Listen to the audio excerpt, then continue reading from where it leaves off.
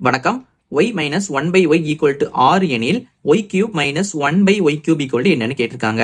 நமக்கு இது ரொம்ப எளிமையான கேள்வி. நமக்கு இந்த மாதிரி y minus 1/y equal to ஒரு நம்பர் கொடுத்துட்டு அதோட கியூபோட மதிப்பு என்னன்னு கேட்டாங்கன்னா நமக்கு ஒரு ஃபார்முலா இருக்கு.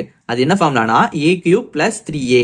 இப்ப நமக்கு இந்த இடத்துல மைனஸ் இருந்துச்சு அப்படின்னா இதுக்கு ஆப்போசிட்ல உள்ள சிம்பிள் நம்ம யூஸ் பண்ணணும். அப்ப நமக்கு மைனஸ் நமக்கு பிளஸ் வரும் சென்டர்ல. அப்ப நமக்கு a கியூப் பிளஸ் 3a வரும். இதே நமக்கு ஒருவேளை இங்க பிளஸ் இருந்துச்சுன்னா அது ஆப்போசிட்ல உள்ள மைனஸ் யூஸ் பண்ணணும். அப்ப நமக்கு a கியூப் மைனஸ் 3a வரும்.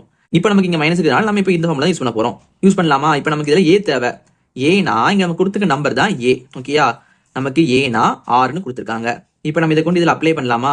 a cube. அப்ப என்ன பண்ணலாம்? a க்கு பதிலா 6 போடனா 6 கியூப்.